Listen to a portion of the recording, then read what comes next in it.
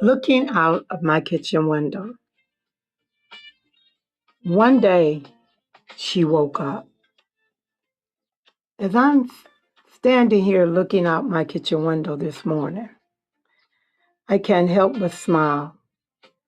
Not because everything is perfect, not because all of my prayers have been answered, not because life has suddenly become easy. I'm smiling because I have lived long enough to discover one of life's greatest miracles. Sometimes the greatest day of your life begins with four simple words. One day, she woke up. To many, it could mean a lot of things.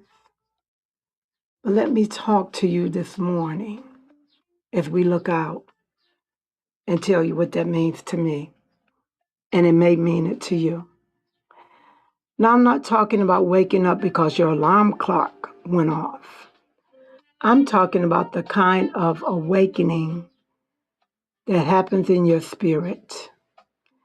The kind that says, I can't do this anymore. The kind that says, I deserve better.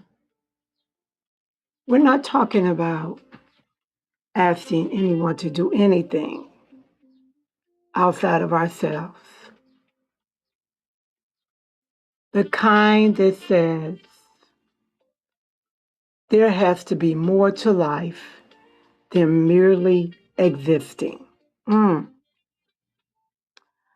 I wonder how many people listen today are awakened physically. Yes, you're up, maybe preparing for your day, or maybe it's late evening and you get opportunity to slow down and you're preparing for your evening. But I'm talking about waking up and being not asleep emotionally. Awaken enough, you might be to go to work.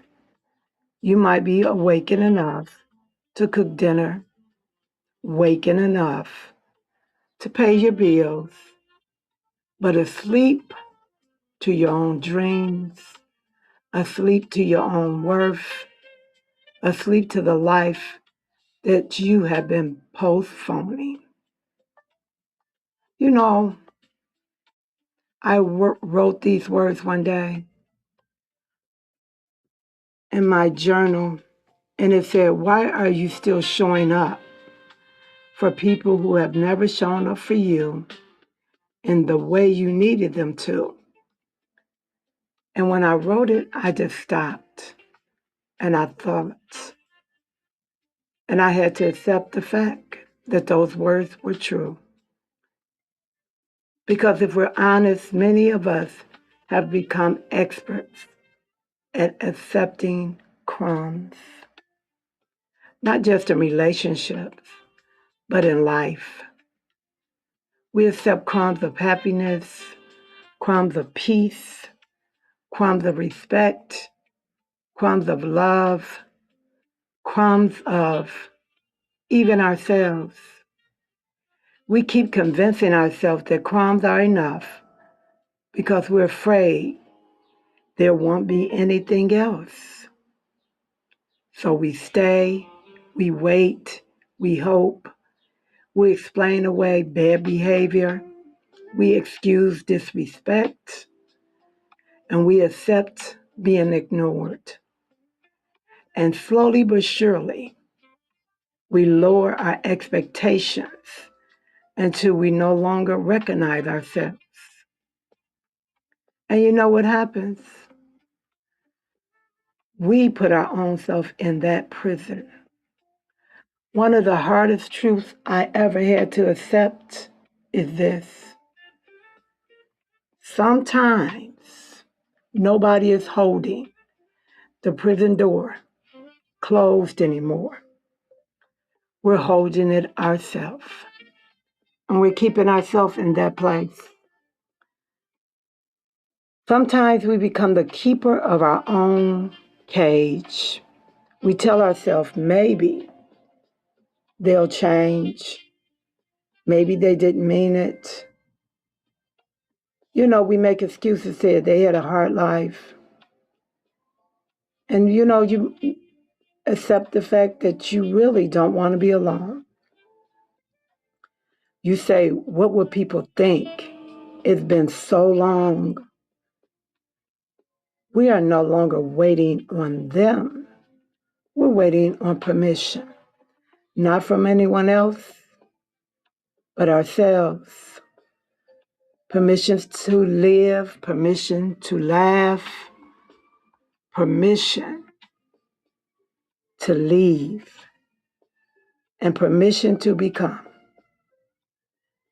But here's what I learned. You were never created to have permission to become who God created you to be.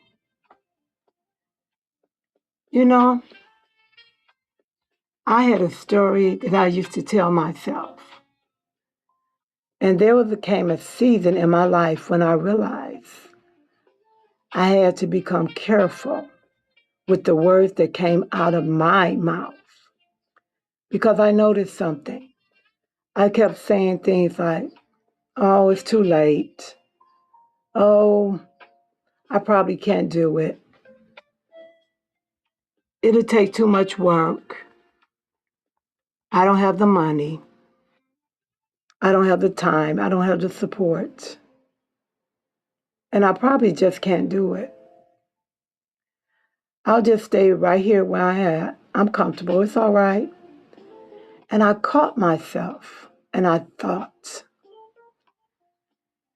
Venetia, who are you talking to? Because every time I spoke those words, my brain was listening.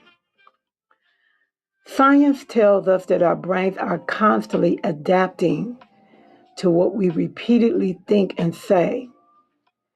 This is called neuroplasticity. Every repeated thought strengthens your neural pathways. The more and often we say, I can't, the easier it becomes for our brain to believe we can't.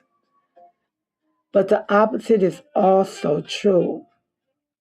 When we intentionally practice hopeful, courageous, thoughtful thoughts and back them up with action, we become a different person. And we begin building new pathways that support that confidence, resilience, and growth. I realized I was planting weeds in my own gardens, and I should have knew better, much as I garden outside in my physical garden. I was planting weeds in my mental and spiritual garden. So I decided to change my language. Instead of saying, I'm too old, I began saying, I'm experienced. I have history.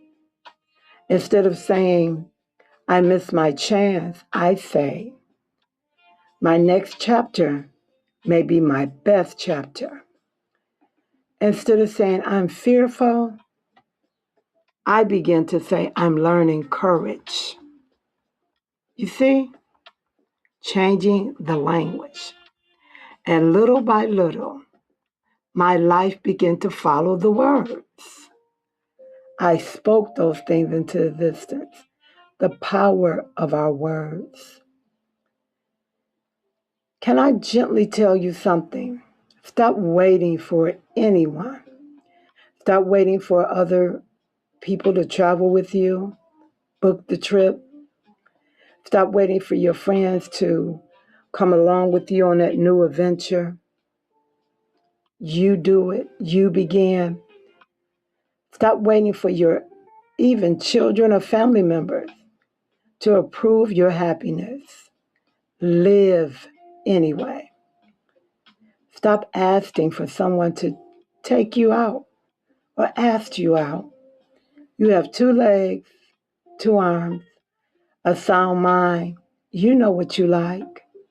Take yourself out. Enjoy your own company. Go places, join groups, meet new people, okay? Life has a funny way of introducing us to people, even while we have a busy life. Now, listen, what can we do today? If you always wanted to travel, start with a 1 day adventure. Go to somewhere different in your own city that you have never been before, that you thought about it, but you was waiting for someone to join you. It could be in the next town, an hour away, 45 minutes away, or even in your downtown area, a place you've never been before. Maybe it's a museum. Maybe you eat lunch somewhere that you've never eaten before, somewhere different. Try a different cuisine from maybe a different country. And what about technology? Oh, I know. Technology can't intimidate us. Oh, yeah, because it's moving so fast. But you know what I've learned to do? I watch YouTube videos.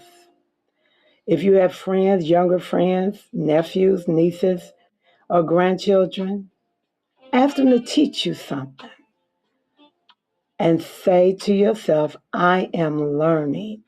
This is a great adventure for me. And what about dating? First, you want to heal because you do not want to repeat your same habits. You want to heal first, knowing who you are, knowing what you want, knowing what you desire. Okay? Decide that you will never settle again. And remember, loneliness has not been a place that could kill you. And it doesn't give you a reason to lower your standards. And if you are in some toxic relationships, intimately or family, begin making a plan and tell yourself, and maybe someone you trust and you can talk to, what you're thinking about, and listen to wise counsel. Because this season, we're protecting ourselves emotionally, spiritually, and physically. And sometimes that's choosing life, your life, the life you want to live. And if peace is what you long for, turn off that noise. Maybe you've been familiar with it. It can be television. It can be in certain settings with individuals who's very negative. Turn it off. Begin to create a peaceful and quiet morning routine. Pray, journal, read, laugh, walk, because your comfort is so important. And understanding that and creating those atmospheres and environments that have you comfortable is growing. The most beautiful thing that has happened in my life happened after I decided to do something that scared me. That was writing my book, starting a business, teaching, traveling, creating with other women who's like-minded. You know, and every one of those things required me to become comfortable being uncomfortable. One of my favorite lines is,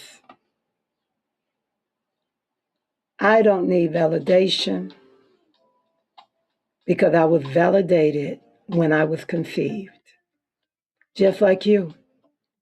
You don't need anyone or anything that you can buy to validate you because you were validated when you were conceived.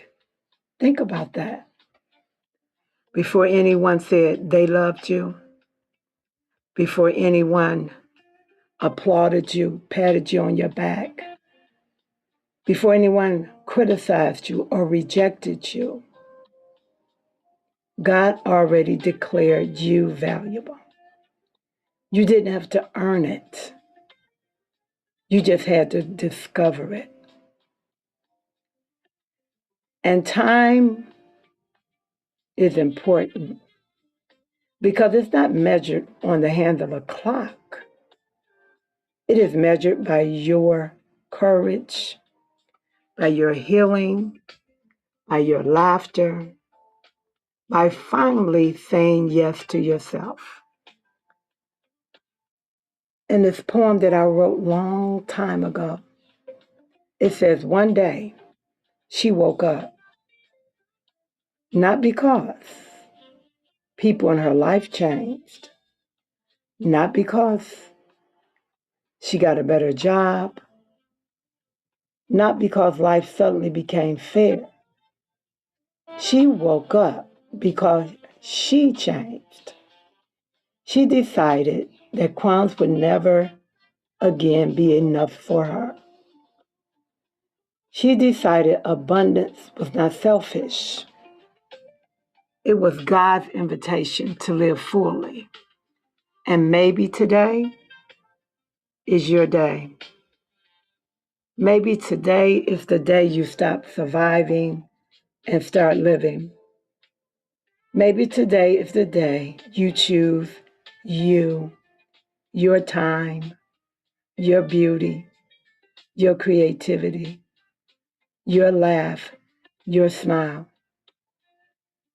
Not out of pride or selfishness, but out of purpose. And as I continue looking out my kitchen window, I'm reminded that life is not waiting for us. Every sunrise is asking us the same question. Will you merely exist today, or will you truly live? And this, my friend, my sister, is the journey we are in. It is amazing. And this part of it is all for you. I'll see you next time as we look out the kitchen window, but we look within.